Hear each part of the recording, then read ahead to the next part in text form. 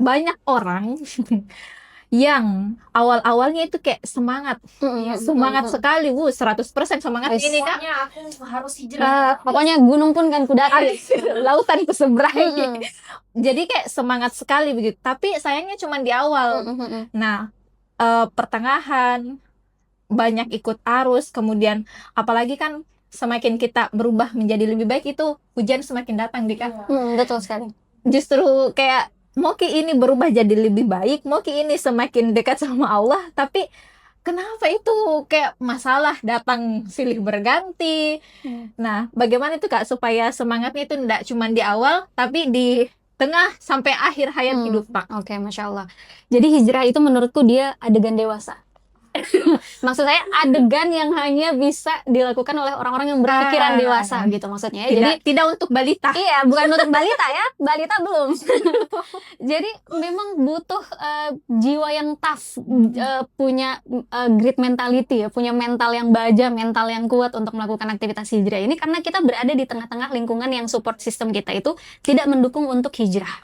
Jadi lingkungan itu adalah hasil dari bentukan sistem yang selama ini kita lihat memisahkan agama dari kehidupan. Jadi wajar kalau misalnya kayak kita lihat teman-teman tidak usah heran kalau misalnya kita tidak didukung hijrah karena dari kecil pun mereka dan kita juga termasuk ya adalah orang-orang yang dididik untuk tidak dekat dengan agama secara praktis. Kita dekat dengan agama itu hanya untuk perkara-perkara sholat, puasa, zakat, tapi menutup aurat, terus kemudian sistem sosial, kemudian melihat sudut pandang ekonomi itu semua kan tidak pakai Islam. Jadi wajar kalau misalkan umat itu kondisinya seperti itu, lingkungan seperti itu. Jadi yang pertama kita wajib empati terhadap lingkungan kita yang dibentuk oleh sistem ini. Nah, kemudian yang kedua berarti kan apalagi niat kita di awal itu betul-betul kita harus niat kita itu kita pastikan bahwasanya ini bukan karena pengen ikut-ikutan saja. Sekalipun saya yakin bahwa ada di antara teman-teman yang hijrah itu awalnya cuma karena tren ya, karena populer kayak ih seru juga kayaknya ini, kenapa kayak anak-anak Yung Ngaji kayaknya heboh-heboh ya misalkan ya. Tapi culture gitu ya. Ya lagi. Iya. Gimana sih? Nah, jadi kadang-kadang kita mendapati bahwa hijrah itu adalah sesuatu yang menyenangkan, fun. Dan bisa jadi itu adalah jalan awal orang menuju hijrah. Tapi pada saat kita sudah memulai untuk menuntut ilmu, maka itu harus dipastikan bahwasanya niat hijrahnya itu harus kuat. Yang pertama kita menyadari bahwa kita tuh punya hubungan dengan Allah, idroksila billah.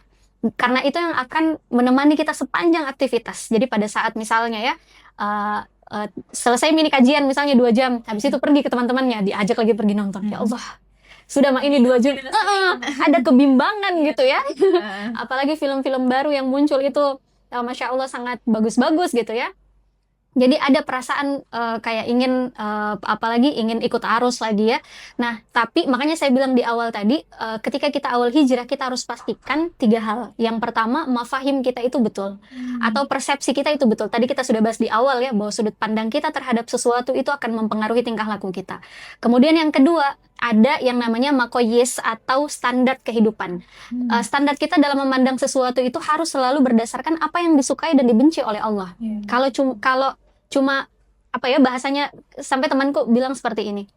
Dulu sebelum hijrah, saya melihat pakaian-pakaian yang lucu-lucu, yang gemas-gemas itu kayak sesuatu yang kayak pengen sekali Kak, itu sesuatu yang berharga gitu ya. Tapi pada saat sudah hijrah, saya merasa jilbabku ini, kerudungku ini adalah pakaian yang paling indah yang pernah saya miliki gitu ya. Jadi standar itu bikin apa yang dia suka itu jadi berubah. Nah, terus kemudian yang kedua ada namanya oke. Nah, iklan. Dan yang ketiga ada yang namanya qanaah atau ketaatan. Ketaatan kita itu harus kita sandarkan hanya kepada Allah dan hukum syariat saja. Bayangkan ya sekarang itu orang lebih taat kepada orang yang dia suka misalnya daripada dia taat kepada Allah. Dia lebih takut kehilangan orang yang dia suka daripada dia takut kehilangan Allah. Makanya saya bilang tadi di awal, hijrah ini adalah untuk orang-orang yang dewasa pemikirannya. Jadi kalau misalnya teman-teman sekalian ya tidak mau disebut bocil, maka dewasakanlah pemikirannya dengan Islam karena insya Allah saya yakin begini, Allah itu tidak tidur. Saya pernah cerita yang ngobrol sama temanku, dia bilang begini, tidak ada tuh dulu. Nah, ini saya pernah diskusi sama teman, dia bilang begini. Pada saat kita minta bantuan ke manusia ya, kadang-kadang itu kan manusia kalau kita mintai bantuan terus menerus dia tuh bosan. Dan dia bahkan sampai tuh dulu masih bergetar suaraku. Au au au au au. Ya. Kadang kan kalau kita minta bantuan ke manusia itu kadang mereka tuh bosan, apalagi permintaan tolong yang terus-menerus. Tapi dikatakan Allah tuh berfirman, mintalah kepadaku maka aku akan memberikan. Ya, jadi Allah itu justru senang ketika hambanya itu berada dalam kondisi terpuruk terus kemudian kembali ke Allah dan meminta pertolongan ke Allah. Sampai-sampai ya dikatakan bahwa di dalam satu hadis qudsi itu juga Allah mengatakan bahwasanya kalau kamu punya segunung dosa datanglah kepadaku karena aku itu punya segunung maaf gitu ya, pengampunan. Jadi dulu baik sekali Allah Kayak itu loh rahmatnya. Iya betul, sebesar itu kasih sayangnya ke kita. Jadi tidak usah ragu. Maksudnya kadang ya ada orang yang mungkin merasa kayak sudah terlambat maka kapan gini, misalnya usiaku sudah berapa, terus habis itu kemaksiatanku berapa banyak. Tapi kan tadi ya dengan begitu kasih sayangnya Allah ke kita, saya yakin bahwasanya orang-orang yang meniatkan memang dari Allah hijrah itu untuk Allah, maka insya Allah akan cukupkan. Allah akan penuhi apa-apa yang terasa kurang buat kita. Allah itu pasti akan selalu temukan jalan bagi kita. Tidak mungkin Allah membiarkan hambanya yang mau berhijrah tadi terus kemudian sendirian di dunia ini tanpa apalagi tanpa pertolongan dari Allah Subhanahu wa taala. Mungkin kurang lebih begitu. Ya kalau misalnya kita mau bicara tentang rahmatnya Allah tuh Mm-mm. kayak memang nggak bisa secara logika gitu. Karena memang betul-betul apapun yang ada di sisi Allah itu pasti selalu menginginkan yang terbaik untuk hambanya. Cuman kadang kitanya aja yang ngerasa kayak ih kok jalannya kayak gini ya. Mm-mm. Padahal itu adalah hal yang terbaik menurut Allah. Dan dari pembahasannya Karisma ya, dari awal sampai sekarang tuh ada satu benang merah yang menurutku penting. Selain memang kita harus punya pemikiran tadi mafahim yang sudah Karisma jelaskan, dan lingkungan sih ya. Kita harus punya lingkungan yang betul-betul mendukung kita untuk hijrah tadi, untuk berubah menjadi lebih baik. Salah satunya adalah bergabung di komunitas. Enggak ada. Enggak, Deng. Ada sudah. Pentingnya circle. Yang pentingnya itu circle. Jadi buat teman-teman balik lagi ya, kita kembali menekankan untuk selalu selain menjadi lebih baik, kita juga harus mencari teman yang baik itu. Jadi cari teman. Temukan di sini. Temukan di sini. Gabung di sini. Anu lagi Kak. Apa? Menurut Kakak, hijrah itu kan sesuatu yang harus ada action ya. Betul. Harus ada action. Nah, sekarang orang itu banyak sekali perkara gamis atau fashion muslimah itu sekarang sudah tren sekali nih. Apalagi kayak misalnya model-model jilbab. Jadi gamis sama kerudung itu sudah banyak sekali nih trennya, modelnya gitu. Bahkan kayak keren-keren semua nih. Syar'i gitu ya. Nah, banyak orang yang kayak kalau ke kajian pakai gamis. Nah, ke kajian pakai gamis. Orang hijrah ini baru hijrah Kak, terus ke kajian pakai gamis. Tapi kalau kembali ke circle-nya, ataukah entah ke teman kerjanya, teman kantornya, itu kembali lagi pakaiannya yang tidak syar'i misalnya. Itu bagaimana menurut Kakak? Apakah hijrah itu? Tapi sebenarnya tadi sudah terjawab di bahwasanya hijrah itu bukan hanya sekedar tapi memang betul-betul hijrah fisik sama hijrah batin gitu kan, hijrah pemahaman juga yang pasti gitu.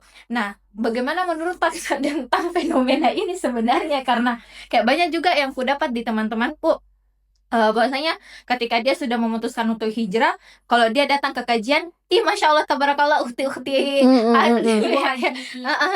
tapi pada saat kembali lagi ke circle-nya lah kok gini gitu. Bagaimana itu Kak? Oke. Ya, betul. Jadi sebenarnya tadi sudah disinggung sedikit ya bahwa pengaruh lingkungan itu ternyata cukup besar untuk seseorang. Bahkan kan sampai dikatakan dulu di masa Rasulullah itu kalau misalnya ada yang mau menikah, kalau misalnya dia mau tahu lebih jauh berkaitan dengan perempuan yang dia mau pinang ini, dia disuruh tanya sahabat-sahabatnya, lihat teman-temannya, maka kamu akan bisa tahu siapa dia sebenarnya. Nah, jadi memang kecenderungan seseorang itu dia akan mengikut dengan lingkungan tempat dia beraktivitas sehari-hari. Makanya memang penting untuk lebih banyak menghabiskan waktu ya dengan orang-orang soleh ya. Ingat kalau orang jadul mungkin tahu lagunya ya, Obat Hati, ada 5 perkaranya. Iya itu. Salah satunya itu kan berkumpul dengan orang-orang soleh ya, dan itu memang betul-betul obat hati, salah satu obat hati yang mujarab ya. Karena pada saat kita bergaul lagi dengan teman-teman kita mungkin yang di luar dari yang justru banyak mengajak kita kepada kemaksiatan, kita bisa jadi mengikut arus. Hanya saja poin penting tadi juga ya, sebelum terlalu jauh kita menjudge, kembali lagi bahwa kita perlu empati juga kepada apalagi yang baru hijrah tadi disebutkan ya. Mungkin dia baru hijrah, mungkin dia memang masih butuh waktu untuk belajar. Yang pasti adalah hijrah itu jangan sampai kita jadikan hijrah itu sebagai alasan untuk tidak berproses. Karena ada yang seperti ini. Misalnya diajak ya, ayo menutup aurat lebih baik lagi, lebih sempurna lagi. Terus kemudian dia bilang, sabar Ki, karena saya kan masih sementara proses. Tapi dalam prosesnya itu dia tidak bikin apa-apa. Nah, itu juga salah. Jadi jangan sampai alasan hijrah tadi, alasan berproses tadi, itu jadi tameng dia untuk tidak melakukan apa-apa. Tidak apa-apa hijrah itu pelan-pelan, satu demi satu, step by step, sedikit demi sedikit. Yang penting memang ada perubahan yang istiqomah, perubahan yang konsisten, dan tidak kembali ke kebiasaan kita yang lama. Karena disebutkan juga ya bahwasanya amalan yang paling dicintai oleh Allah itu adalah amalan yang sekalipun sedikit tapi dia konsisten. Termasuk juga perubahan-perubahan yang dia targetkan dalam hidupnya ya. Misalnya dia apalagi melis quick win namanya. Kalau orang diet tuh ada istilah quick win. Jadi misalnya dia target 6 kilo nih turunnya. Quick win-nya apa? 1 hari itu 250 gram. Dia akan terus melakukan aktivitas itu sampai dia turun 6 kilo. Nah, begitu juga orang hijrah ya. Misalnya dia target saya mau, dan ini adalah menurut saya ini adalah hack motivasi ya. Karena di masa Rasulullah, di masa Umar bin Khattab itu ada 4 pemuda. Ini sering sekali saya ceritakan singkat saja. Jadi keempat pemuda ini menceritakan cita-cita mereka masing-masing, dan cita-cita mereka itu tinggi ya. Ada yang mau jadi pemimpin negara, ada yang mau jadi ulama, ada yang mau menikahi 2 perempuan paling cantik di Mekah gitu ya. Dan itu saya pikir adalah motivasi. Jadi misalnya kayak kita ya, saya mau jadi misalnya posisinya seorang ibu gitu ya. Saya mau jadi ibu yang ketika anak saya bertanya tentang sesuatu, saya selalu punya jawaban yang baik, misalkan begitu. Kita akan menyusun strategi-strategi dan quick win yang bisa kita lakukan gitu ya. Begitu juga dengan hijrah, misalnya saya mau jadi perempuan hijrah yang berpengaruh ke 1000 orang misalnya ya. Itu adalah target yang mungkin bisa kita capai, dan kita akan melis setiap hari saya harus melakukan quick win apa untuk sampai pada proses hijrah tadi. Hanya saja kembali lagi poin utamanya bahwa hijrah itu adalah proses yang tidak pernah berhenti sampai akhir hayat. Aktivitas hijrah itu saya pikir tentang kita rencanakan gitu. Berarti harus ada tujuannya, Dika. Betul sekali, tujuan itu sangat mempengaruhi konsistensi kita dalam beramal. Karena apalagi sekarang tuh Kak kayak kita sudah punya tujuan, kita sudah melis nih, kita pokoknya sudah semuanya. Tapi pengaruh dari lingkungan, sosial media terutama kurang gengsinya. Dan yang FYP itu yang banyak sekali yang kita nonton itu berpengaruh sekali nggak sih Kak ke cara berpikirnya kita? Betul. Ya betul. Jadi ada namanya teori ruang ya. Teori ruang ini menjelaskan bahwa sebenarnya manusia itu hidup di 4 ruang. Ruang 1, 2, 3, 4. Ruang 1 itu adalah rumah kita sendiri. Kemudian ruang kedua itu bisa tempat kerja, atau mungkin yang masih sekolah tempat sekolah-sekolah dia. Kemudian yang ketiga itu ruang publik seperti kafe, taman-taman dan seterusnya. Kemudian ruang keempat itu adalah ruang digital. Jadi di dalam teori 4 ruang ini pernah juga dijelaskan oleh Ustazah Dr. Vika Komara. Ruang-ruang ini memberikan pengaruh kepada kita ya. Bahkan kalau misalnya ini juga ada kaitannya dengan teori tata kota ya. Jadi misalnya apa yang sedang tren di masyarakat itu akan mempengaruhi pikiran-pikiran kita. Kenapa kita pengen makan makanan lucu? Itu karena kita sering lihat di sosmed ya. Kenapa kita pengen ke satu tempat? Karena kita lihat di FYP. Jadi memang apa yang sering disuguhkan kepada kita itu sangat berpengaruh tentang dengan bagaimana kita memutuskan sesuatu gitu ya. Bagaimana kita mengisi tujuan-tujuan hidup kita, sehingga berarti kan di sini ada andil kita juga sebagai orang yang sudah berhijrah untuk menjadi pelaku. Nah, mengisi si FYP ini tadi ya, ruang keempat ini tadi, ruang digital ini tadi dengan kebaikan-kebaikan yang kiranya mungkin akan sampai kepada teman-teman kita mungkin yang baru berhijrah. Sekalipun saya yakin ya, karena sekarang itu media digital itu dia seperti mendapatkan tsunami informasi. Kita tidak bisa pilah-pilah ini informasi mana yang mau saya dapatkan. Semua informasi yang baik dan buruk itu kita dapatkan. Jadi menghalau informasi-informasi tadi dengan dakwah yang mungkin dibutuhkan itu memang akan butuh effort yang besar, butuh waktu yang lama, tapi ya tidak masalah ya, itu justru menunjukkan keberpihakan kita kepada opini Islam. Masya Allah. Ya guys, tidak Tidak terasa terasa ya kita sudah berbincang selama ini dan seseru ini. Jadi mungkin ada sepotong kata sebenarnya biasanya semata kata gitu untuk closing statement dari Karisma. Oke, sebagai motivasi penyemangat ya untuk orang-orang yang baru memulai berhijrah, kemudian orang yang sudah berhijrah, dan juga Sarah yang sedang berproses dan berprogres dalam hijrah. Oke. Ini mungkin closing statement, tapi saya mau wrapping dengan sudut pandang yang lebih makro lagi, yang lebih luas. Yang pertama, bahwa hijrah itu memang secara personal bisa kita lakukan aktivitas hijrah tersebut. Akan tetapi ketika kita berhijrah, tunggu dulu, aku cari dulu bahasanya yang soft ya. Oke. Jadi langsung jadi ini kan. Ayo. Sudah terindih. Oke, ya. Nah, oke ya. Jadi hijrah itu bisa kita lakukan secara personal. Kita menutup aurat, kita melakukan aktivitas ibadah mahdoh lebih kencang lagi, kemudian kita birrul walidain sama orang tua.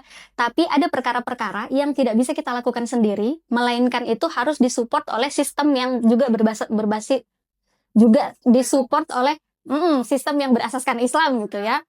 Nah, Tidak bisa tidak bisa kita sendiri. Kita Kalau memaksakan. sendiri, ya, tak bisa. Iya, ini closing statement, tapi saya mau cerita sedikit lagi. Waktu itu saya punya teman laki-laki ya, dia sampai bilang begini, saya itu Risma kalau keluar rumah Kak tidak bisa Kak jadi orang yang berhijrah karena selalu lihat yang Yang terbuka. yang terbuka gitu ya. Jadi aktivitas hijrah itu memang tidak bisa kita lakukan sendiri, sebagaimana Rasulullah membawa seluruh kaum muslimin untuk berhijrah di Madinah, dan aktivitas yang dilakukan oleh Rasulullah di Madinah itu adalah mengatur semua aturan-aturan dengan syariat Islam. Jadi aturan-aturan yang tadinya dibuat oleh manusia diubah oleh Rasulullah menjadi aturan yang diturunkan oleh Allah, sehingga kaum muslim dan muslimah itu bisa enjoy dengan syariat Islam kan. Jadi maksudnya pada saat hari ini tadi banyak sekali tantangan dan juga hambatan yang dihadapi oleh orang berhijrah karena kita tidak didukung oleh support sistemnya. Tapi pada saat Rasulullah mencontohkan di Madinah, itu kayak kita berdakwah itu. Kita berdakwah, kita berjilbab, kita apalagi melakukan berinteraksi, berekonomi tanpa riba, itu jadi percaya diri dan merasa bahwasanya ini memang adalah habit kita, ini adalah rumah kita. Ya. Nah, itu makanya saya juga sekaligus mengajak gitu ya kepada mungkin para tokoh yang mungkin punya pengaruh berkaitan dengan aturan-aturan yang mungkin bisa kita terapkan, maka kita terapkan syariat Islam seperti itu. Jadi hijrah personal, hijrah dengan sistem gitu ya. Dari hijrah personal kemudian ke circle ya, terus ke komunitas, dan akhirnya hijrah bersama-sama semuanya. Islam Total. Islam secara Islam secara totalitas. karena hijrah itu tidak boleh setengah-setengah. Betul. Jadi hijrah itu bukan hanya sekedar hijrah saja gitu, bukan hanya sekedar pakaian, akhlak, fisik gitu, tapi memang betul-betul ke semuanya gitu. Karena semuanya ini diatur sama Allah. Betul. Ya, semuanya ini diatur sama Allah, dan kalau misalnya kita sudah memutuskan untuk berhijrah, maka kita siap untuk menghadapi konsekuensinya. Konsekuensinya apa? Ya taat sama Betul. aturan Allah. Karena aku ingat satu ayat juga, lupa ini ayat apa. Jadi mungkin siapapun yang bisa mengingat. Jadi itu ayatnya kan Allah bilang kalau Allah itu bakalan menurunkan keberkahan kepada kita semua asalkan penduduk di bumi ini tuh bertakwa, beriman dan bertakwa.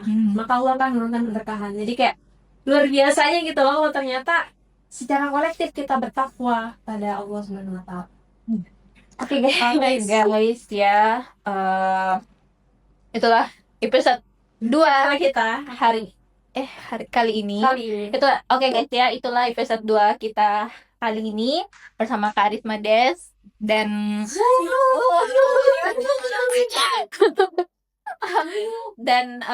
alhamdulillah penjelasan terkait dengan hijrah mulai dari definisi kemudian sampai kita itu bukan hanya sekedar hijrah personal tapi juga harus hijrah sistem ya.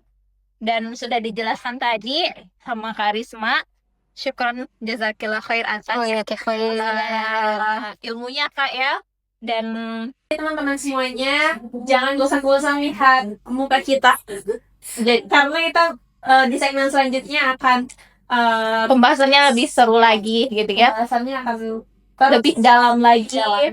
Dan pastinya sama orang-orang yang istimewa gitu ya. Orang-orang yang itu dia episode 2 kita kali ini yang membahas tentang hijrah dari sisi Karisma Des. Dan insya Allah di segmen selanjutnya kita bakalan membahas apa ini Kak? Boleh di spill atau enggak? kayaknya nanti biar kalian penasaran nih ya. Setelah hijrah ini kita ngapain gitu ya? Masa mau hijrah doang? Masa hijrah terus gitu? Masa niat doang? Kan hijrah terus ya mono itu di Aduh sabi ya. Nah kan pasti kita butuh action ya, action dan maksudnya bukan di action yang gimana kayak super ranger, ya. Pokoknya gitu harus ada action, bukan cuma niat hijrah doang, tapi harus ada sesuatu yang lebih bisa membawa dampak yang bermanfaat bagi umat gitu sekali. Dan itu akan dibahas lebih lanjut di episode berikutnya. Tapi temanya apa?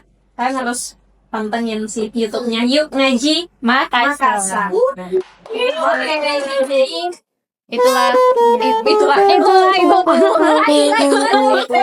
Guys, episode kita kali ini episode kedua tentang hijrah bersama Karisma Des, dan insya Allah di segmen berikutnya akan lebih seru dan pembahasannya lebih berhasil. Oke, silakan Kak. Oke, jangan lupa like, komen, dan juga subscribe. Dan juga share kepada teman-teman semua. Karena pasti banyak banget orang yang membutuhkan ilmu ini. Dan semoga kalian adalah orang yang menjadi wasilah. Dan sehingga menjadi pahala jariah untuk kita semuanya. Oke. YouTube cuap-cuap. Gemas, generasi muda Makassar. Assalamualaikum warahmatullahi wabarakatuh.